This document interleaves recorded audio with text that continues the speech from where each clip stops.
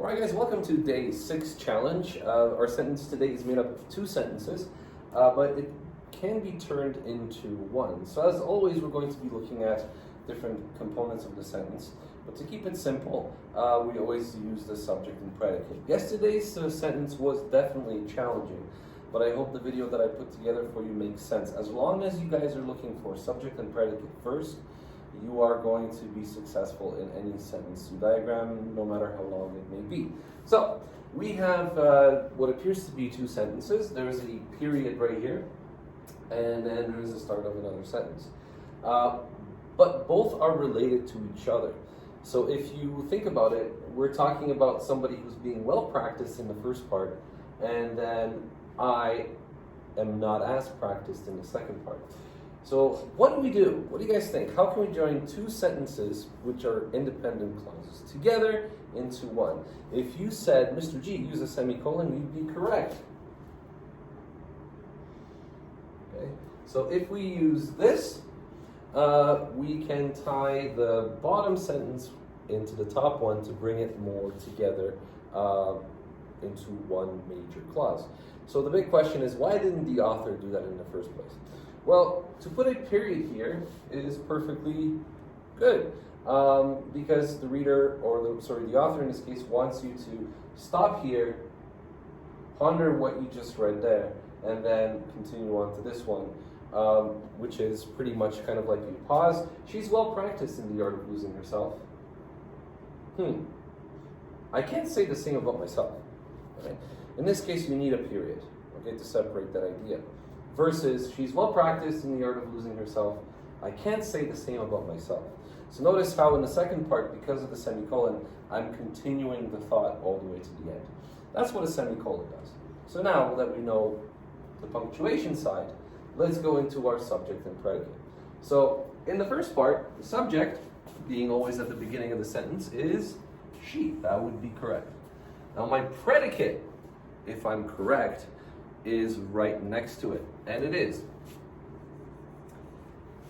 Is known as a linking verb, or it could also be known as an auxiliary verb. A linking verb is pretty much a standard verb that will take a description or a predicate nominative describing she. So she is good. Good, referring back to she. But in this case, as we keep reading, we are now stuck on this well and then dash practiced. And if you remember, dashes can bring 2 words together. Well is an adverb. And adverbs always modify. Adverbs always modify verbs. Now, is well modifying is, or is well modifying practice? It's modifying practice because you are well practiced in something you are not well is, which I don't think would make much sense. So in other words, if this is a verb, which it is in this case is an auxiliary verb, not a linking verb, and practiced is our predicate.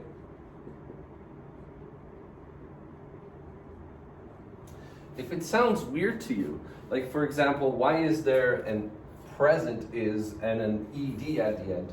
The very simple explanation is she is practiced or well practiced is known as a passive verb.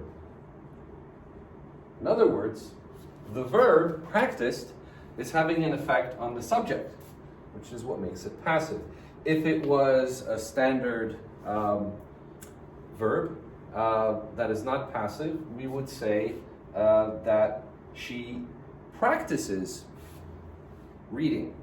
Okay, notice how now the verb is having an effect on the direct object. So anytime you're reading a verb and the action is going back onto the subject, you are now dealing with a passive verb. All right, so she's well practiced. Notice it does not take a direct object because it is passive. So our next thing is in, preposition. In what? In the art. Object of the preposition. Now we have another preposition of. But before you start saying, Mr. G, that's an object of the preposition, keep in mind that of always introduces possessives. So what is possessing The art, it's losing herself. Losing in this case, combined with of,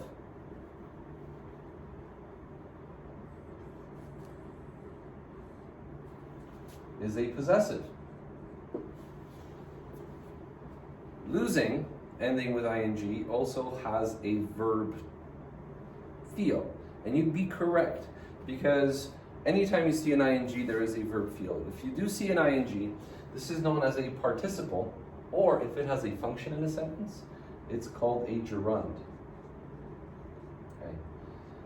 What is a gerund? A gerund is simply a verb turned into a noun.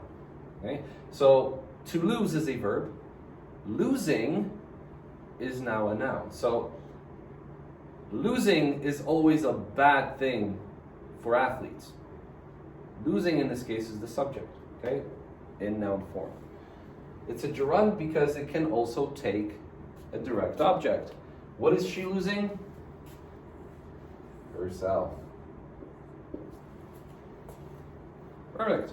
So, subject, our main predicate is practiced, adverb well, preposition, object of the preposition, possessive, and direct object herself. Last sentence, subject I. Can't, you'd be right, is a predicate, but can't what? So can't say is a predicate. Can't say what? Direct object.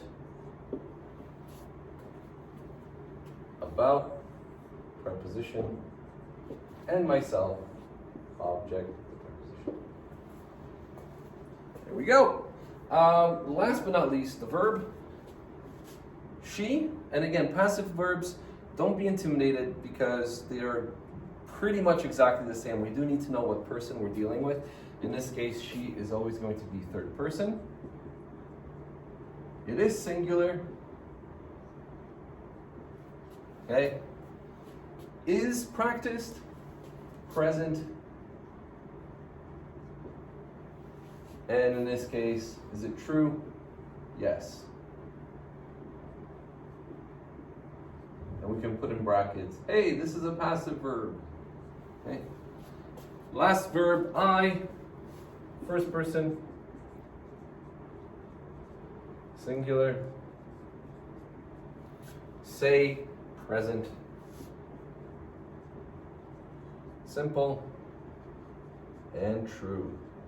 Okay.